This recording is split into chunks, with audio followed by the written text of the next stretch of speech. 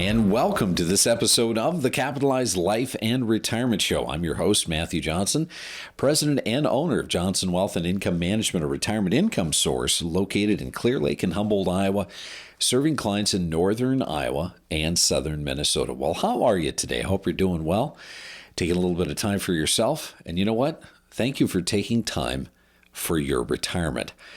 Now, if you're brand new to this program, I just want to say a welcome to you. If you've been maybe hunting around to try to find a financial radio show that helps you better understand things in layman's terms, something that helps you become better and more familiar with all of the language that exists in the financial world today, if you're looking for true, sound, and very practical advice to help you prepare better and to be focused more so on what really matters in retirement, namely having more income than what you really need to have in retirement, well, if that's kind of your goal, that's been your desire, well, welcome to today's program.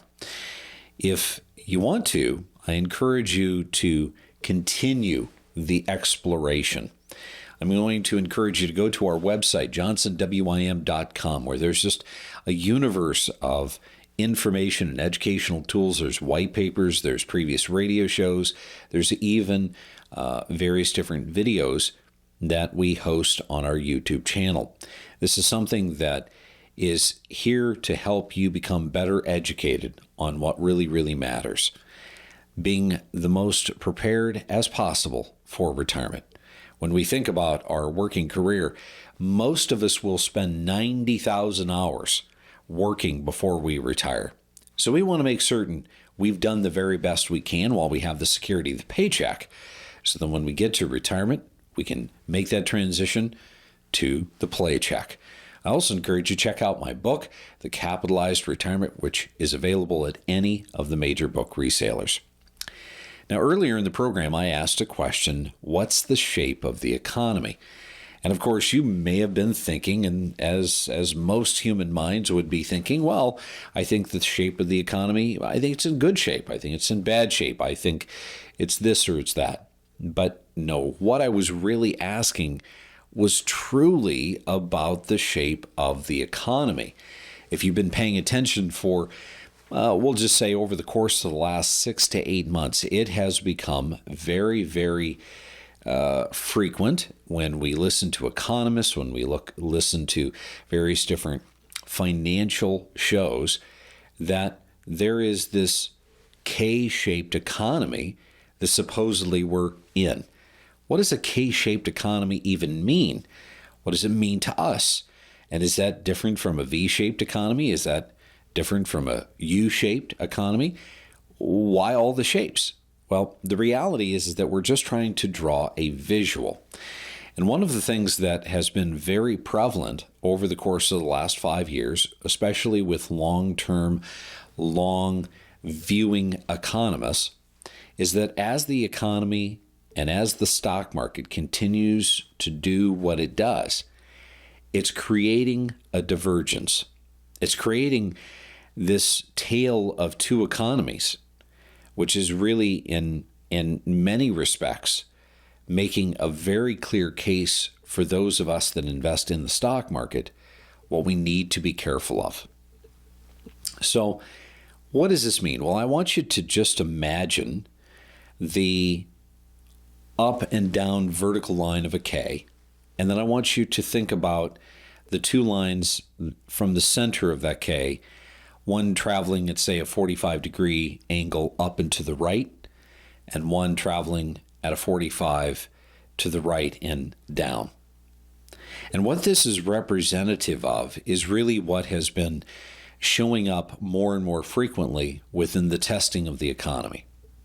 You see, when we had COVID, when we had the pandemic, and we set everyone home and we shut the world down, what we know is that there was an awful lot of individuals that may have been more white collar, more, say, they were more business and more office-oriented careers. And these individuals really didn't have job displacement. They just simply made the transition working from home or they may have already been in a position where they were able to do that. While the rest of the nation, the workers, the laborers, the individuals that had to be there, the individuals that had a physical requirement to show up for work in order to be able to produce the goods, the services, whatever it was that they were doing, those individuals lost their job and they weren't able to be able to maintain that employment. Now, that was kind of the beginning of the problem. Now, what we see is that when you look at the wealth, when you look at the assets of those two different individuals, generally speaking, because the wealthy make more money, the wealthy are individuals that tend to have more money invested into the stock market. While those that are less fortunate, those that don't have as good of a career, they don't have as much income coming in, well, they're just busy dedicating more of their dollar of every paycheck to paying the normal bills, paying the rent, paying the car payment, making certain that the lights are on and there's food on the table for the kids.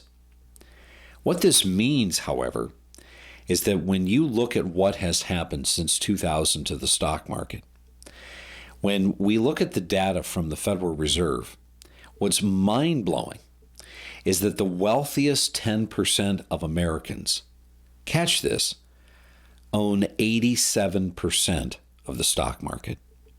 I'm going to say that one more time. It is absolutely so mind-blowing to me. 10% of the wealthiest Americans in America own 87% of the stock market. And this is according to the data of the Federal Reserve.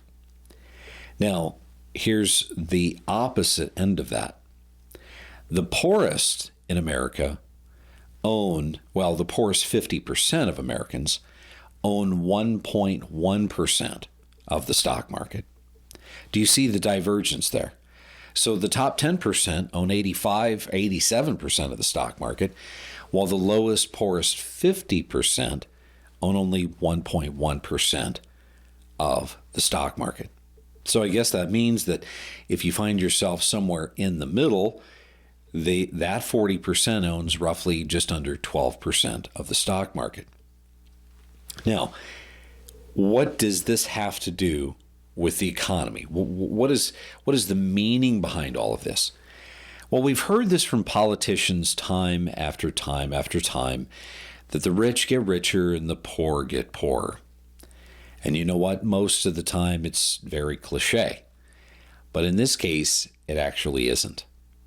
When we think about what's called a bifurcation, a delineation, a dividing line, what we're seeing is that because of the cost of goods and services, because of inflation and the hit of inflation, in which, ladies and gentlemen, we are still recovering from as Americans, it is still weighing so heavily upon the middle class that their wealth is declining.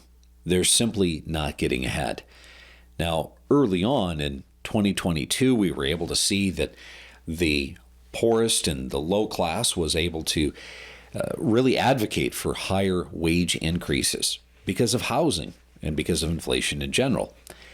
But in this particular case, with the stock market now really resurging, hitting brand new record highs, what we're finding is that the rich are compounding their money. They are expanding and multiplying their wealth at such a rapid pace that it is creating the K-shaped economy where the rich are really truly becoming richer and the poor truly are becoming poorer. Now, this is really kind of alarming. This is very important that you and I pay attention, regardless of whether we consider ourselves a wealthy person, a middle class person, or even on the lower end of the low income scale. This is important because you see, we could have all sorts of varying different types of recoveries. We could have had a V-shape recovery where things went down and all classes of all individuals kind of recover all at the same time, all in line with one another. We could have had a U-shaped recovery where things kind of simply decline and then they flatline and then they start to come back up. But in this particular case, we have to be very careful to understand what is driving the rich getting richer and the poor getting poorer. Part of it, I believe, not only deals with the stock market and the fact that most of the wealthier individuals in the world have money in the stock market, and the stock market has done extremely well over the course of 2025, with the exception of, say, the first half of the year.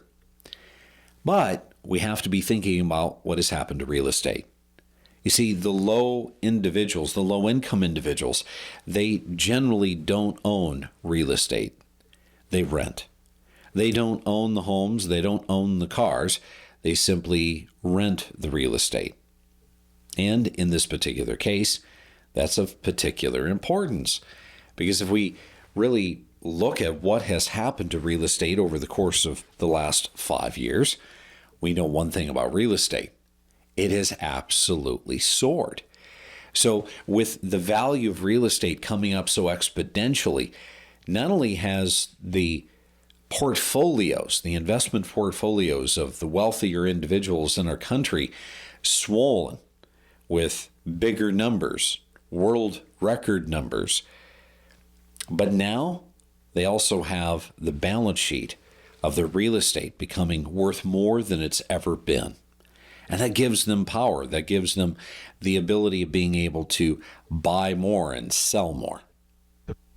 All the while, those that are middle class and below simply just don't have the resource and the ability of doing that. Now, again, we have to make application. What does this mean to you and I? And specifically, what does it mean for our retirements? What does it mean that we should potentially be looking for?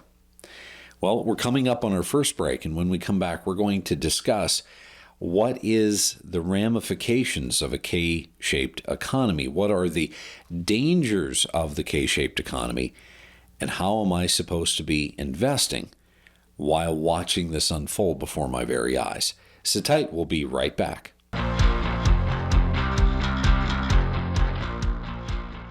And welcome back to the second half of the Capitalized Life and Retirement Show.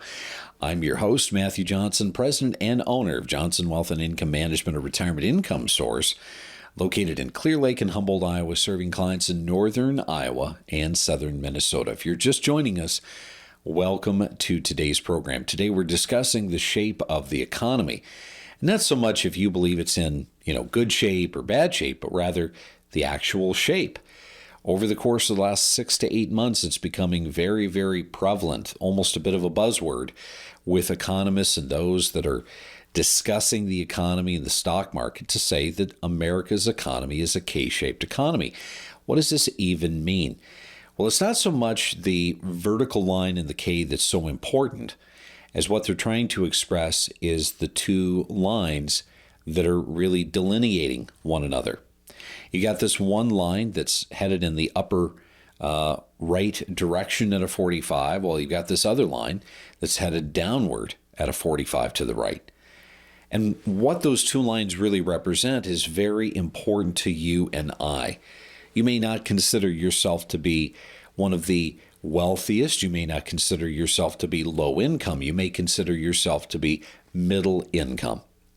But the reality is that how you and I invest our money and what we're investing in and how carefully we are investing should be considered within the context of the shape of our economy. Since COVID-19 and the pandemic, we could have had all sorts of various different shapes. We could have had a V-shaped recovery where all of us went down at the same time, all of us recovered at the same time in the same way, all within close proximity of one another. We could have had a U-shaped economy, but right now we have a K. And as I explained in the first half of the program, the primary reason that we're seeing the wealthy get wealthier faster than we're seeing the lower class get wealthy is because primarily the stock market and real estate. You see, where the average middle to low income family, during the pandemic was having to sell their instruments, their investments, their various different stocks or mutual funds in order to be able to get by because they simply didn't have a paycheck. Well, it was easier for those that were potentially more in the office space, the white collar worker who was able to work from home and continue to maintain getting a paycheck. This also goes back to what are they investing in? Well, if you've got a bigger wage, more than likely you're going to be investing more money into savings. And so it only stands to reason that they've got more of a bigger bucket of money that they have saved. Additionally, as we pointed out in the first half, lower income typically don't own real estate. And with the increase exponentially in the value of homes and real estate in general, certainly that hasn't helped the lower income individual because now it's even less accessible for them to buy. But it certainly has helped the balance sheet of the rich individual who has the ownership of real estate. Now, in this particular case, here's something that's quite interesting. We no doubt as Americans realize that our economy is a consumer-driven economy. Back in the 1990s, basically, the top 10% accounted for 35% of all the consumer spending in America. Today, the same top 10% account for over 50% of consumer spending. So do you remember earlier in the program, in the first half, we talked about how the top 10% own 87% of the stock market, while the poorest 50% only own 1.1% of the stock market. When you look at what's happening in America, you have to realize that one of the reasons that President Trump wants interest rates to decrease is because he is wanting to make certain that money can be borrowed and be borrowed at a lower interest rate. He wants to see corporations borrow money at lower interest rates because when money gets borrowed, ultimately money gets spent. And that's a very noble thing. But here's the problem. If you don't have a lot of collateral, you're not going to be borrowing a lot of money. If you don't have the income, you're not going to be borrowing the money because you can't pay the money back. And so again, we have to question, is the dropping of interest rates going to help the middle to lower class individual? Now, will lower interest rates make the stock market go higher? Absolutely. So it certainly could help with the individual who finds themselves on the lower end of the spectrum to see more returns in their portfolio, giving them a slight bump in collateral ability. But the real thing that I want us to be mindful of is what's going on right now. I want you to imagine the game of Jenga. Certainly, just about every person I know has played the game of Jenga, or they know what it is, where you have a stack of blocks and you pull blocks out here and there, but preferably on the lower end of the stack of blocks. And for every block that you pull out, you stack that block up on top. And taller and taller and taller this Jenga building grows to be, and with fewer and fewer blocks and less foundation and structural integrity in the bottom of this building, as it gets taller and taller, it begins to become even more, well, shall we say, disconcerting. You know that if you're the individual that pulls out the wrong block, it could be the end. It could spell disaster for you and for winning this game of Jenga. You see, what we're dealing with is an economy that could be getting too top heavy.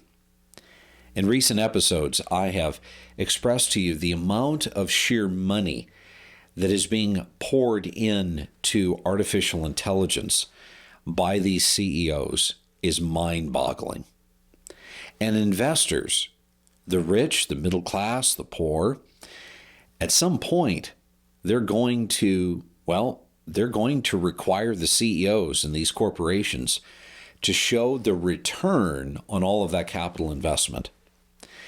And when they don't see the return, when they feel that the stock is getting a little long in the tooth and the price has been going up a little too long, well, here's the thing. The rich aren't going to have any druthers about pulling money. And my friends, here's the problem. If we are taking our money and we are investing our money too heavily in one particular sector, if we are throwing caution to the wind, we are not being prudent in how we're investing our money, staying diversified, making certain that we are investing our money more so on purpose than for performance, we may end up being just another number, just another investor that lost due to another bubble breaking. You see, history tends to repeat itself more often than not. And we saw the exact same K-shaped economy back in the middle of the 90s. When the advent of the internet came around, the rich got richer. The investors that had the money poured money into the stock market, and boy, did the stock market go up. It was the most exciting time ever. And all the while, the middle class and the lower class, well, they were just trying to pay their bills and keep the lights on. Well, we all know what happened. We had the stock market go to all new world record highs until it didn't. And from 2000 to 2003 brought one of the sheer fastest and most damaging, one of the most destructive corrections that you and I have seen in our lifetimes. Now, yes, we barely caught our breath before we had another financial crisis in 2007, 8, and 9, and that showed us that the stock market could be creating a bubble and have a capitulation. It could have a loss in something totally unrelated to technology. But the point is the same. As we see more and more of the rich chasing the gains of artificial intelligence and technology and software development, it doesn't necessarily make it wrong, but it certainly makes it very, very disconcerting. We're starting to see where the Jenga building is getting taller and taller, and all it's going to take is for a few of that 10% that own 87% of the stock market to basically say on their own, you know what, I think I'm done. I think I'm cashing in and taking my winnings off the table. And when that happens, which direction do you think that the stock market goes? And have we thought about how, with all of this advent of technology, isn't it true that now we have things moving faster and faster than ever before? We've already discussed how much of the trading that takes place in the stock market is just pure technology. Things that you and I don't have anything to deal with. And so as a result, now all of a sudden, we realize by the time we get the news that this institution or that institutional investor or these individuals over here have decided to take their winnings off the table, by the time that information reaches our ears and our eyes, what does that mean for our portfolio? So, is it important for us to know the shape of the economy? I would argue that it is. I would argue this is the reason why you want to be working with a financial advisor or fiduciary, not just simply a product salesman, not simply just someone who's here to sell you something, make a commission, and move on to the next client. Rather, someone who is able to sit down and make certain that you have a portion of your money that's absolutely designed for growth, but that it is well and actively managed. It is watched. It is paid attention to. It is protected so that when you get to retirement, not only can you say that you have your principal, but you can also say that your principal is producing for you the income that you want, the income that's going to allow you to make that wonderful transition from a paycheck to a paycheck. I'm Matthew Johnson. Thank you so much for watching and listening. And remember, it's up to you to make today a great day.